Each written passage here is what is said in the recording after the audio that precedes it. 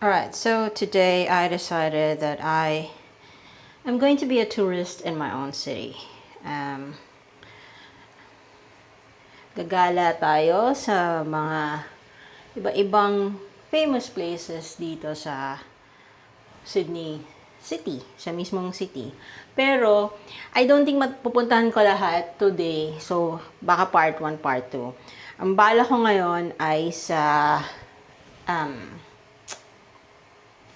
St. Mary's Cathedral. Siyempre, dadaan tayo, magbigay-pugay. Pupunta tayo sa New South Wales Art Gallery at saka sa State Library of New South Wales. So, yun yung plano ko. I mean, that could change. Depende, pag tinamad. Alam niyo naman. Pero, syempre, isasama ko kayo. So, I'm getting ready for that. Right. Gagamitin ko tong pabango na to. Lucien Carr. I think that's how you say it. Nabili ko to sa South Korea last year when my husband and I went sa Grand Hand sa may Bokchon Hanok Village. Oo, yun. Nakalagay naman pala yung address dito. Jahamonro, Jongno-gu, Seoul, Korea. Tapos personalize pa nila yan with my name on it. So, gusto ko yung scent niya kasi very clean. Para ka lang, hindi ko ma-explain pero sana kinuha ko yung di ba? Yung description nila nung ginawa nila to. Pero it has sort of like a sutry floral undertone. Tapos super light lang na parang malinis na damit. Linen, ganon. Tara, let's bagets.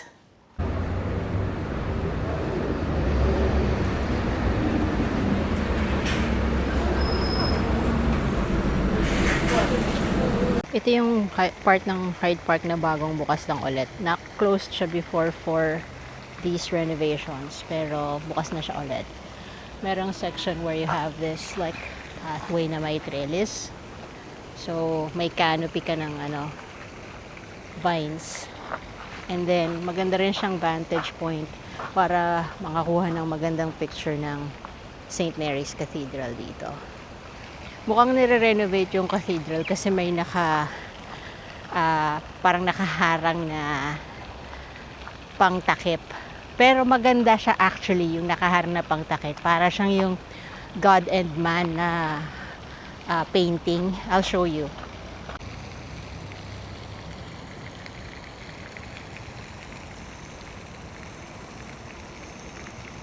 Yan yung sinasabi ko sa inyong Sistine Chapel Revelations. Exhibition siya. Pero coming soon pa yung exhibition. Ito yung St. Mary's Cathedral. Ang ganda, no? So, itong St. Mary's Cathedral ay dedicated sa Immaculate Conception of Mary, Help of Christians. And it was founded in October 21, 1821.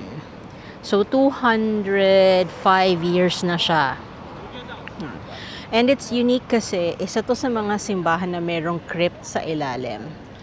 Ang crypt ay kung saan nakalibing yung mga bishops that used to sit in the Archdiocese of Sydney.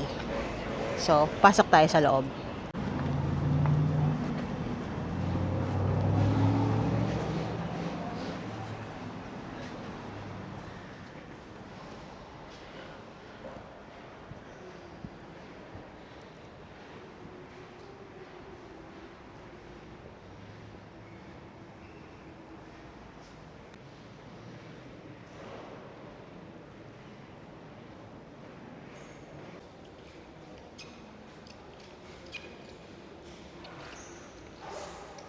Gusto ko lang i-share na minsan bad trip yung mga ibang turista dito kasi tinatrato nilang parang museum yung simbahan. Picture ng picture, walang patumanggang nagkukwentuhan.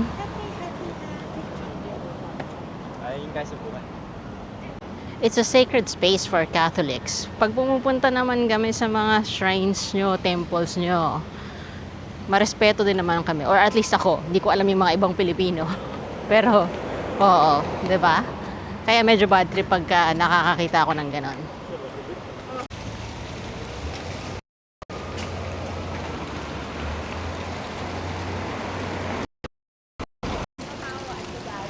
It's definitely autumn. Lakas na ng hangin.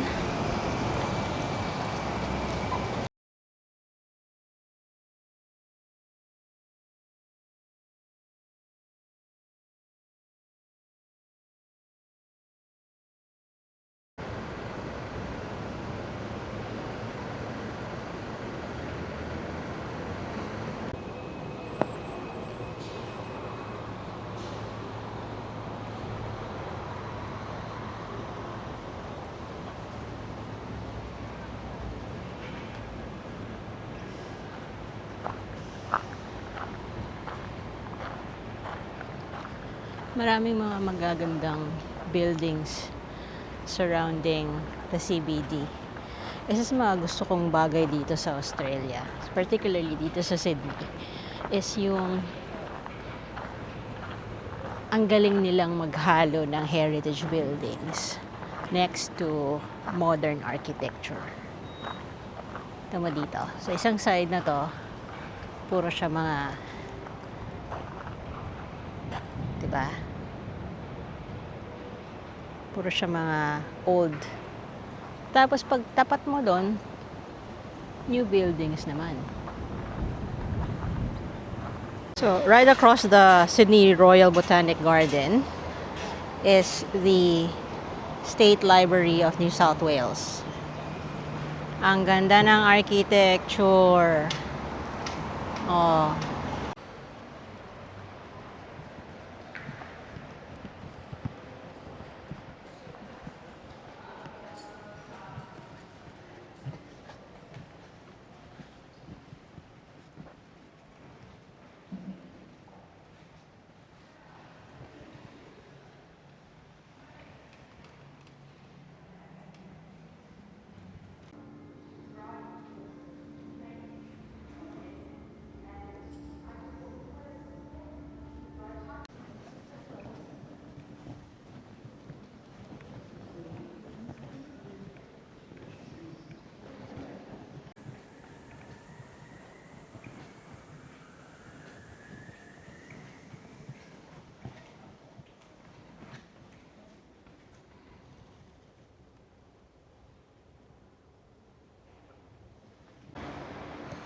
Ito namang State Library was established in 1826. So exactly 200 years ago. Daming libro.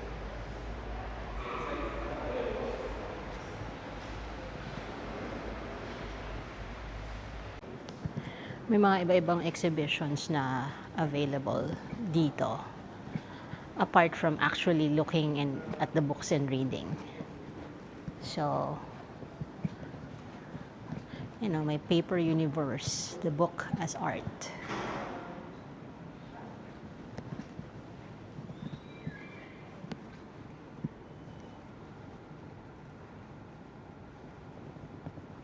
Mga origami.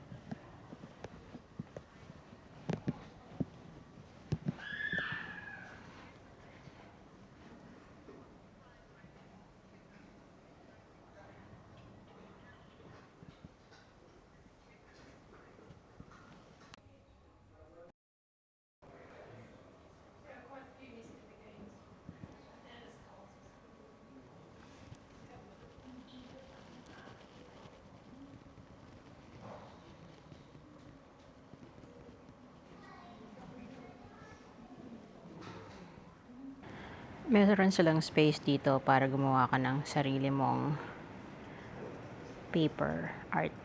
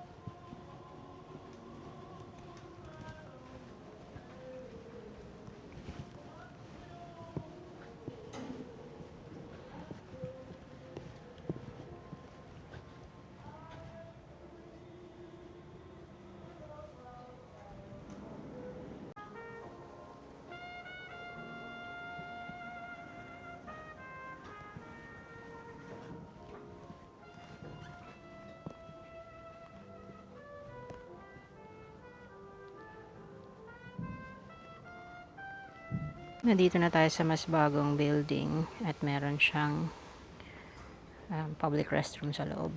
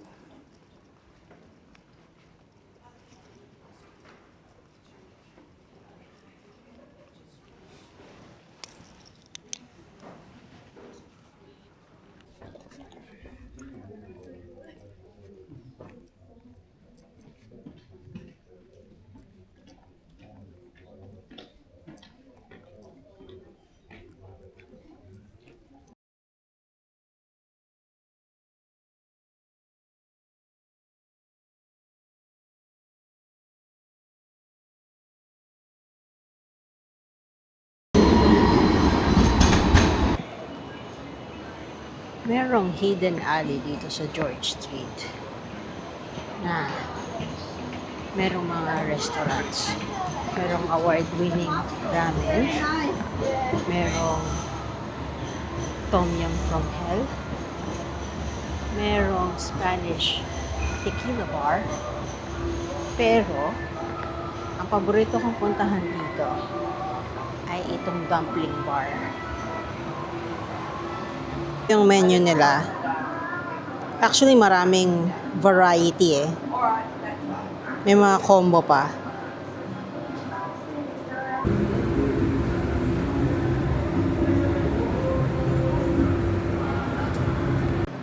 Okay, so ang in-order ko ay hargao. Kasi mahilig ako sa prawns. Usually, ang in-order ko dito ay yung tiger prawn dumpling, tapos pinapa-pan fry ko. Pero may bago sila, so naisip ko, subukan natin itong hargao. Baka sobrang init nito, mapaso ako ah.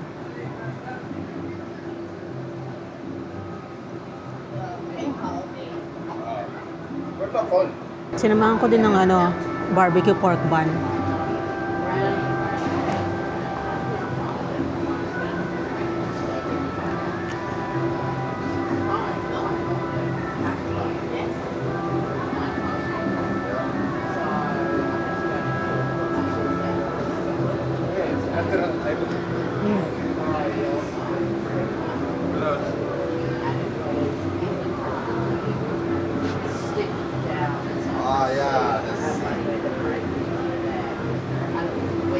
Always good.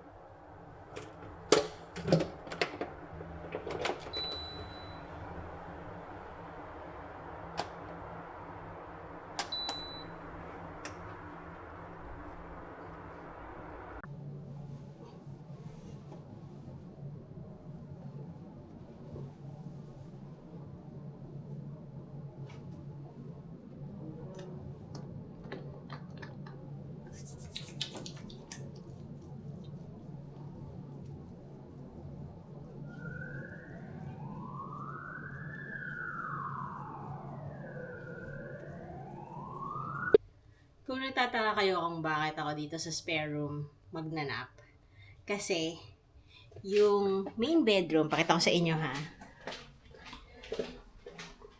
So dito ako usually natutulog sa gabi. Pero bumagsak yung blinds ng kwarto na to. And hindi ako nakakatulog pag maliwanag. So, pag nap time, dito tayo sa spare bedroom, which is actually an extension of my closet. Nakita niyo naman, ang dami kong gamit dito. Yan. Mga 2 weeks na sigurong nandito talaga yung mga long coats tsaka dresses ko kasi hindi kasya dun sa main wardrobe namin dito eh. Pero anyway, mga 2 linggo na siguro tong ganito. Nireport na namin siya dun sa building manager para matingnan. Babayaran naman namin kung magkano man yung damage eh. Ano to eh, yung dihila, napalakas yata yung hila ni Duncan, bigla na lang siyang bumagsak out of nowhere. Nagulat na lang ako. But anyway, dahil dyan, ang afternoon sun pa naman dito sa side na to ng apartment pumapasok. So, mainit siya kapag hapon. So, ayoko mag-nap dyan. Dito, nabababa ako yung blinds. So, hindi ako nasisilaw, hindi ako naiinitan. So, yun. In-explain ko lang. Ba't ko ba kailangan magpaliwanag?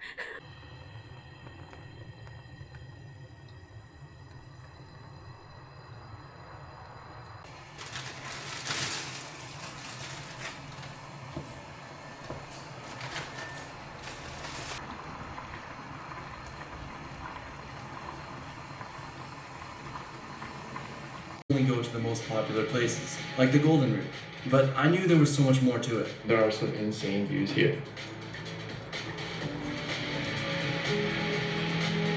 Let's rewind a bit. After I